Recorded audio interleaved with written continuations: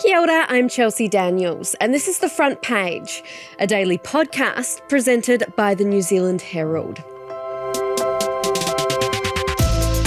It's no surprise the upcoming election is a hot topic at Waitangi. The axing of the Treaty Principles Bill has eased tensions this year, although that hasn't stopped Chris Hipkins taking aim at the government, calling it anti-treaty, so therefore anti-Māori. It's all while a decision on Mariameno Kapa-Kingi's future with Te Pati Maori plays out in a Wellington court this week.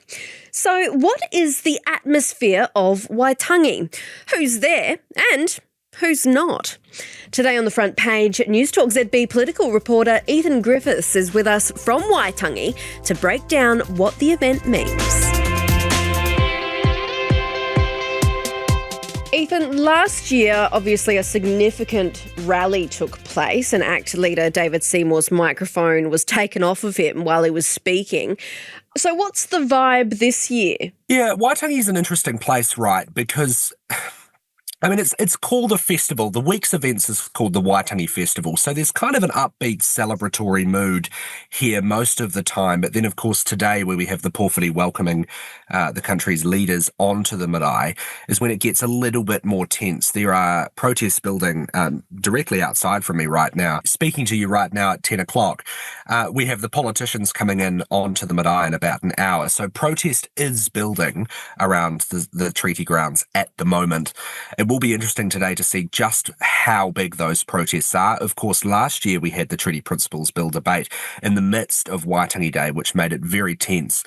This year, not so much. There are things on the periphery, but there isn't that sort of main issue that we saw last year that had galvanised a lot of Māori to come here. The other interesting thing this year, security again is very, very tight. We've got police walking around everywhere. We've got military police. I've seen police in overalls with the long sticks with mirrors underneath them to check underneath cars.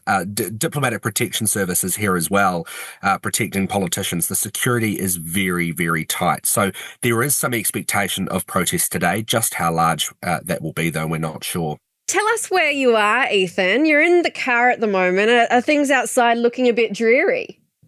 Yeah, we've had some rain here this morning. I'm actually about probably 40 metres from the front door of the marae, the upper marae here at the Treaty Grounds at the moment. There's pretty good access here for the media vehicles to get very, very close to the action. Directly in front of me right now, there are people, large crowds of people walking into the Treaty Grounds and crowds are gathering by the front of the marae. The rain looks to have stopped and cleared up here, but it was bucketing down a bit earlier, and I don't have my rain jacket with me, so I hope that it stays away in the interests of me staying dry and everyone else. For the interests of you in a white shirt. Yes, exactly. Not ideal. So obviously before Waitangi, we want to know who's going to be there, who's not going to be there. I mean, are there any surprises? Who have you seen about? Yeah, it's very interesting. Everyone seems to gather at the Copthorne Hotel, which is right below the Treaty Grounds, pretty much on them. It's a short walk up the hill, and that's where everyone gathers there at the bar. There's a few faces that I've seen there that I thought, that's interesting. I saw David Cunliffe there yesterday. I'm not entirely sure what he's up to now. Of course, former Labour Party leader was there. The Māori Queen is here at Waitangi. It's her second Waitangi since assuming the role. The Governor-General, of course, is here as usual. I know the Prime Minister, he attended Waitangi last year, right? But then, as you said, he spent the actual Waitangi Day down in Christchurch. He's kind of doing the same again this year?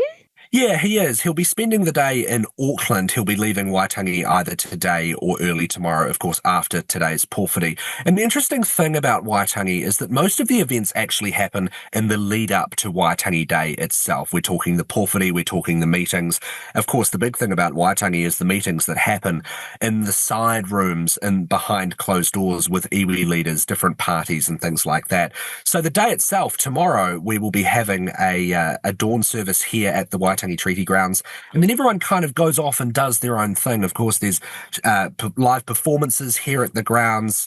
It's kind of like a bit of a festival vibe, food trucks, that sort of thing. So there's not too many more formalities to happen here in Waitangi, except, of course, today's Pōwhiri and the dawn service there tomorrow. Well, one of the largest iwi in the country, Ngāi Tahu, they're attending Waitangi celebrations this year for the first time in more than 2 decades. My first question is, why has it been so long and why now? Yeah, it's very interesting. Ngāi Tahu, of course, based in the South Island, are the 5th largest iwi in the country, and they tend to do their own thing. Some of that is probably down to distance, if we're honest. I mean, they are a South Island iwi, as I said. But they always sort of have done their own thing. The reason this year, though, is kotahitanga.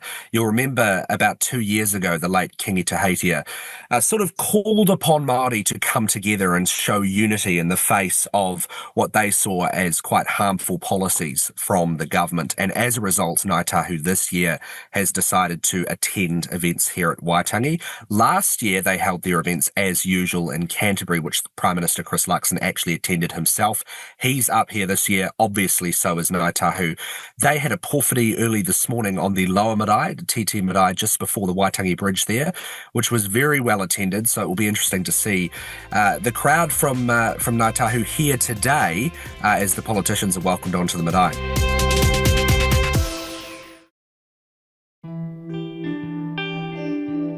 We can move forward together as a country without being the same and without trying to pretend that we're all going to be the same. That's what Te Treaty o Waitangi is actually, in my view, all about. It's the foundation on which we can all exist here together, and we can create a shared future together whilst recognising our differences. But I reflect on the value of kotahitanga, and one of the observations that I have as a Member of Parliament is where we come together as a country with a shared commitment to do better, we can achieve incredible things.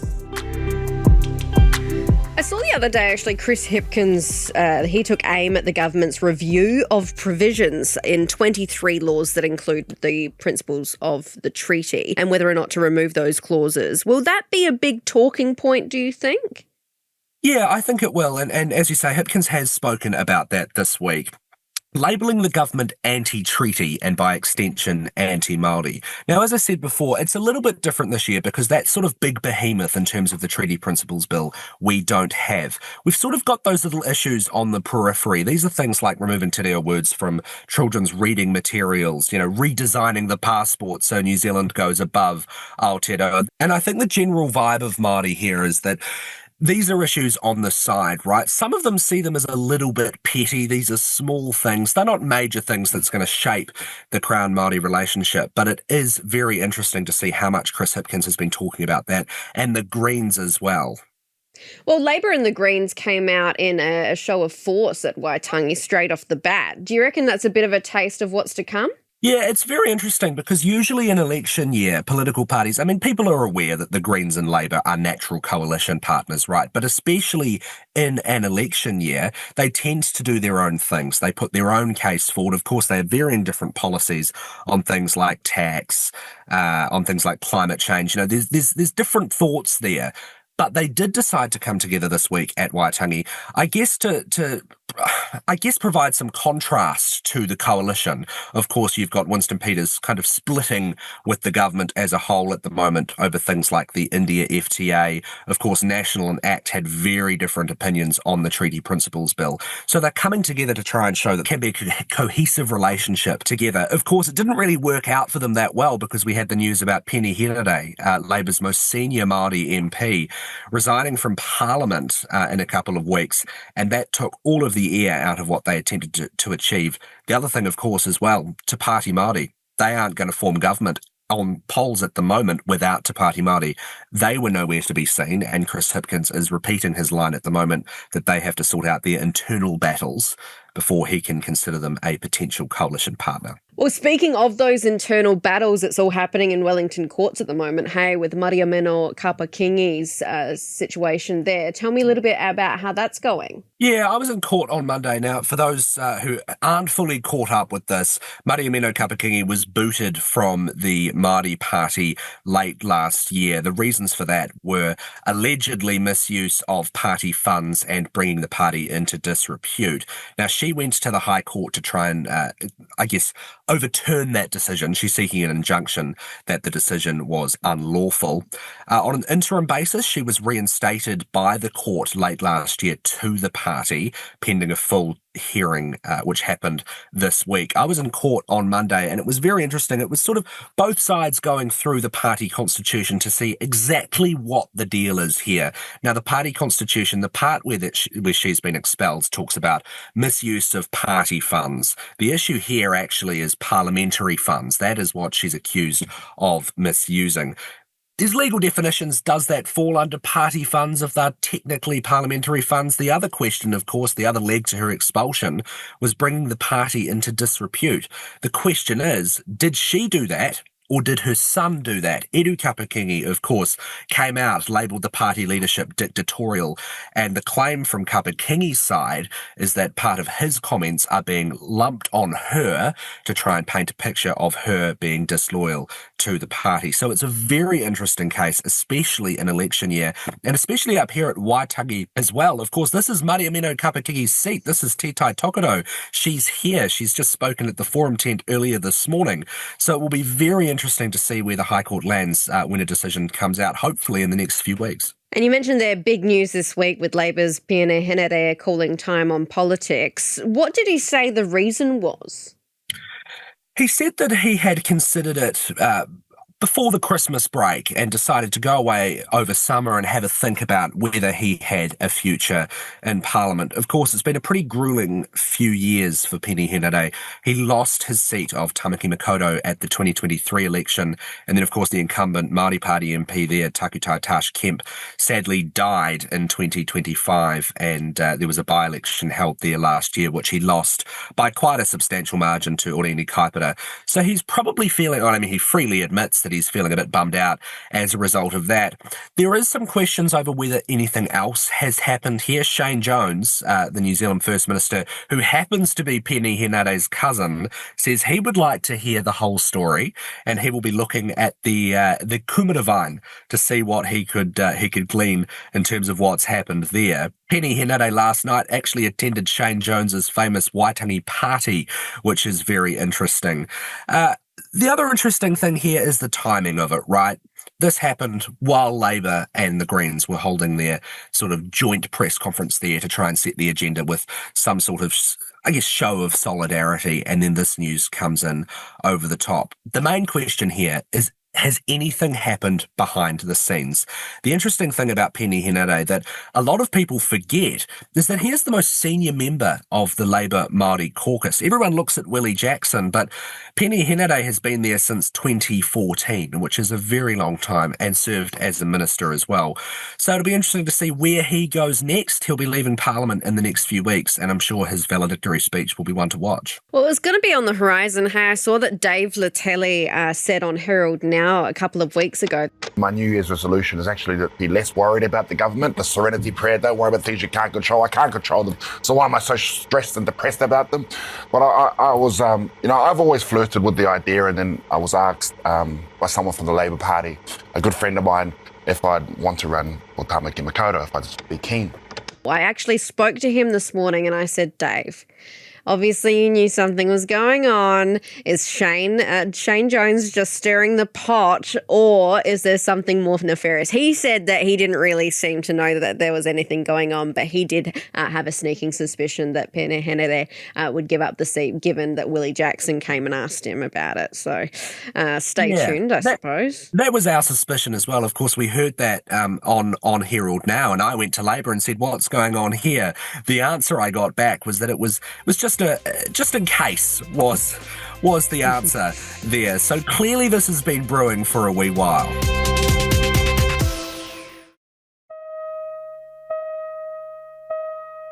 New Zealand must continue to evolve in a way that empowers iwi and Māori, while steadfastly protecting the unity of the country. And some people will take a different view of the treaty to me, and that's fine. We can manage our differences without tearing the house down. We are a small nation at the bottom of the world, but we are a mature nation, and we don't settle our grievances in the street with violence. We settle them here or on the marae or in Parliament with robust and sometimes very passionate debate. And we will continue to debate each other with the certainty that each and every one of us always will be New Zealanders. Now, a big one, the road to the Waitangi Treaty Grounds has been sealed just in time to welcome, obviously, thousands of visitors over the next few days. Have you seen it? Is it looking fresh?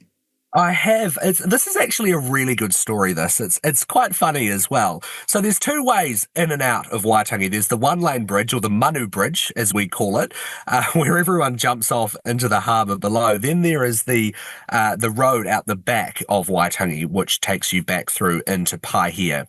Now, during Waitangi, the bridge is closed. It's just that main road out the back that everyone uses. And for decades, it's been a metal road. It's just been gravel. And it got so hot and dry up here during Waitangi that the dust was so bad, they would send a truck down there every day to drop water all along the road to try and keep the dust away. Well, last year, Speaker of the House, Jerry Brownlee, was driving along that road, got to Waitangi, sat down with a few ministers and said, "Why the hell is this road dust? Why can't we pave it?" The government did. Shane Jones and Tama Pōtaka found the money, $1.6 million, did it in collaboration with the Far North District Council, $400,000 they put into it, and it took them 3 months to seal the road. It was completed 2 days ago, and it's a very, very nice road, and it's going to make the drive to Waitangi a lot more comfortable. And for a government that does face a lot of criticism here at Waitangi, this has certainly carried them a bit of favour. Yeah, that's going to save us a lot of on a water bill as well, presumably. Thanks for joining us, Ethan. Thanks, Chelsea. That's it for this episode of The Front Page. You can read more about today's stories and extensive news coverage at nzherald.co.nz. The Front Page is hosted and produced by me, Chelsea Daniels. Kane Dickey is our studio operator, Richard Martin, our producer and editor, and our executive producer is Jane Yee. Follow The Front Page on the iHeart app or wherever you get your podcasts, and join us next time for another look beyond the headlines.